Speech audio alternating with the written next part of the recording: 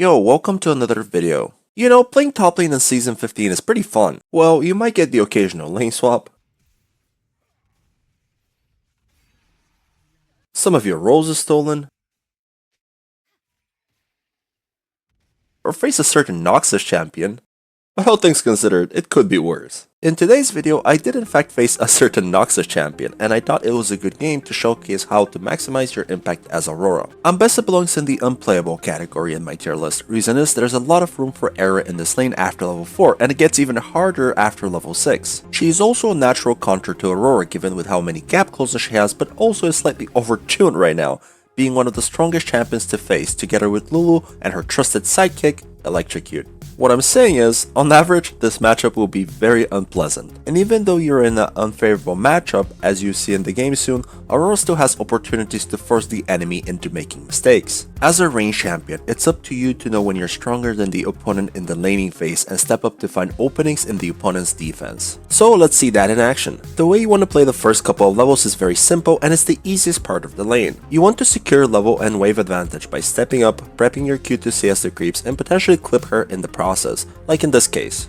Throughout the whole laning phase, make sure you keep a good balance between CSing and going for secure, thought-out poke without overstepping. Know your limits on how much you can step up. Aurora wins the all-ins in the first 3 to 5 levels as long as you don't get hit by everything from her and you're fighting on your side of the wave. Also, early extended traits benefit you since you have your passives to sustain back up whilst poking her. I know I'm about to hit level 2, so I step up. I back off a little bit to wait her shield out and then I look for a very punishing trait given that her early cooldowns are very big. Then I once again step back to wait my QCD, and because I know that if she oversteps she might die or lose flash. In this case, both. Here you might have a question, why did I flash like that? Reason is, I know she will try to flash my Q, otherwise she dies, but if I flash into her together with my Q, she won't have time to react, resulting into a panic flash from her that doesn't end up saving her. Then I quickly shove the wave and go back. Talking about items, going back with this amount of gold, I can either go for Dark Seal plus boots or Amplifying and Refillable Potion. I chose the Amplifying route because I didn't want to postpone my Ludens and I don't expect to kill Ambessa even after the lead I just got, given the nature of the matchup.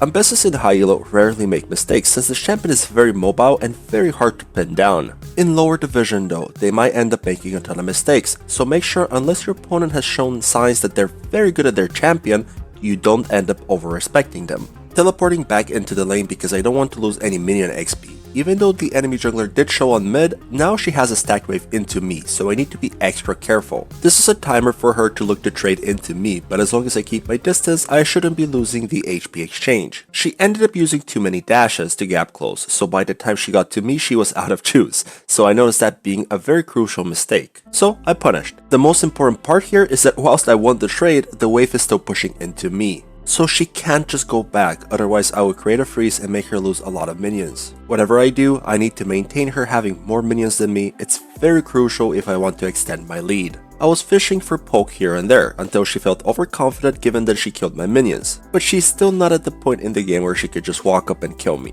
That comes later. Right now is when I get to do that if she misplays like this. Here I have an option between leaving the wave as it is and just recalling, or instead shoving the wave. Both have benefits and it depends on the situation.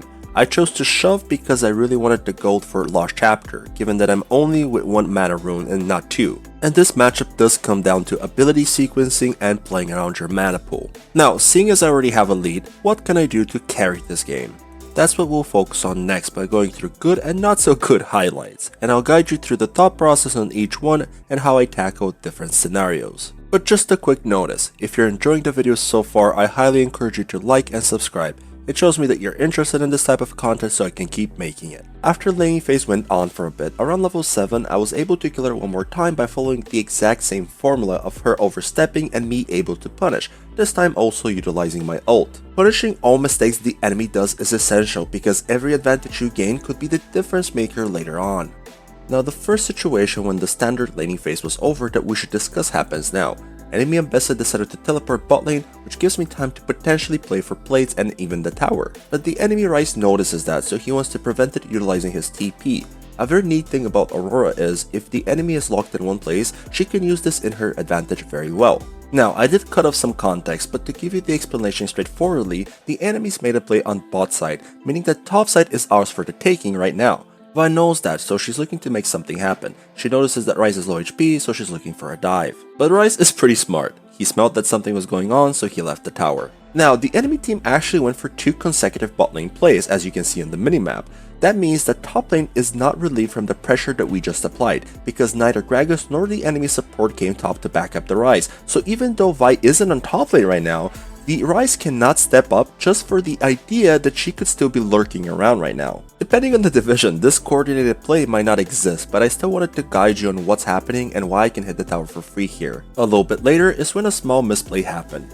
Feats of strength still aren't taken by neither team, so whoever gets first tower will be crucial. And everyone, including the Ambessa, acknowledges that, so I wanted to make a fancy play by juggling the tower aggro with my ult to secure first tower. There's a few things I could have done better, like not creating my flash, but to be honest, I just got caught off guard by the Ambessa flash, which was a good play on her part. We did end up getting feats of strength though, and I did write Worf in chat, so it must be true. After a couple of minutes of not much happening, the game kept its very even state. This is a very crucial and volatile part of any Aurora game. Now is when you get outscaled in terms of 1v1 prowess on the side lane, because of your very fragile nature, so you need to be extra careful with any move you make. One mistake, and everything you've built so far is gone. Every time I step up, it needs to be calculated, so I'm constantly looking at the minimap and ready for an engage from Ambessa, even if she's in the fog of war. This is where being aware of what's happening on the map is extremely important as well, and will be the difference maker for some of your games. Keep a close eye on when your team gets in contact with the enemies, notice what cooldowns they've used, and potentially look for a play on them. Sadly here, I got instantly exhausted when I entered the fight, and even though I tried to punish the said misposition, it didn't work out. Sometimes it's not gonna fully work out the way you wanted it to. The play seemed good when I went for it. The keynote here is I never overcommitted, so whilst I didn't get much done, I at least didn't die, which is very important. We did get a consolation prize though, a kill on the Gragas. Next highlight I want to show is a follow-up to what I said earlier, why you need to be extra careful when split pushing. While Aurora can be deadly in 1v1 scenarios, her primary purpose is to be a good team fighter and look for picks on squishy enemy members. Split pushing is not one of Aurora's strong suits due to her very squishy nature. If you mess up one thing, most bruisers on side lane can capitalize on it. You should only consider split pushing if you're setting up a play with somebody from your team on side lane, you're very ahead of the opponent, or if you're feeling comfortable that you can outplay the enemy. In this case, all of the above apply. I'm constantly playing under pressure whether Ambessa is in the bush and waiting to engage on me. She did in fact commit. I used my W, but I still got hit by her ult, but the invisibility went through. Then I was able to kite her off with my ult in the direction of my teammate. I could have probably won this by myself, but Vi wanted to make something happen, so there's nothing wrong with securing the play. Afterwards, with that kill and brief information on who's where, we knew we could take the tier 2 tower. Alright, but you generally tell us not to split push. You're doing it right now. How come? As anything in the game, there will always be a time and place.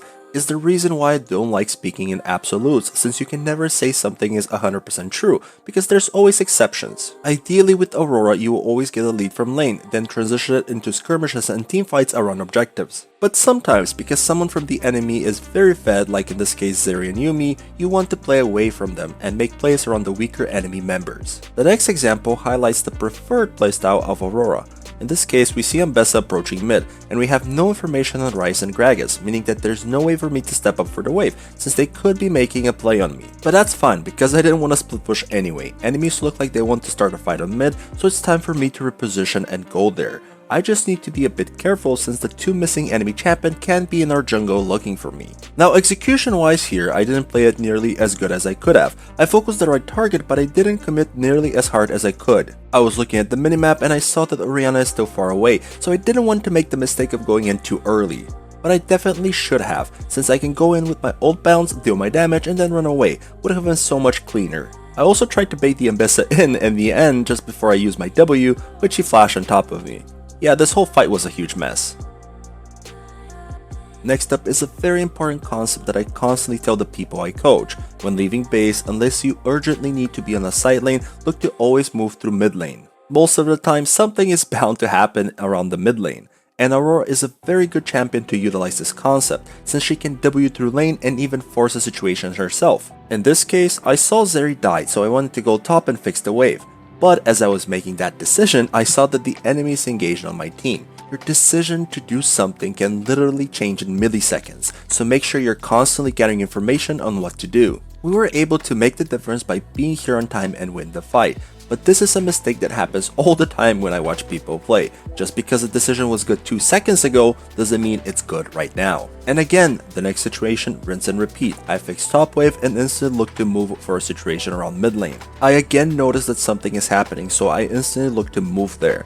A very important note is to glance at the minimap to get an understanding who's where from your team before a potential fight. I'm able to see all 5 enemy champions on the minimap and I know that 4 are next to me, but even so I know that I can look for an assassination on someone since they will panic due to their base being under pressure because of Vi and Orianna. And even if they decided to turn on me, I just needed to buy time for my team to do their thing in their base, so I'm going for a win-win type of play. Then I saw that my team wanted to continue on to the enemy base, so I teleported because I knew that Gragas and Yuumi are behind them. This way I'm able to help them out and back them up if they need it. And because of the teleport in question, we were able to secure a second inhibitor, and also securing that nobody dies in the process. Sadly though, there was no end angle, and taking towers given that they respawn now is pointless, so we decided to end the siege here.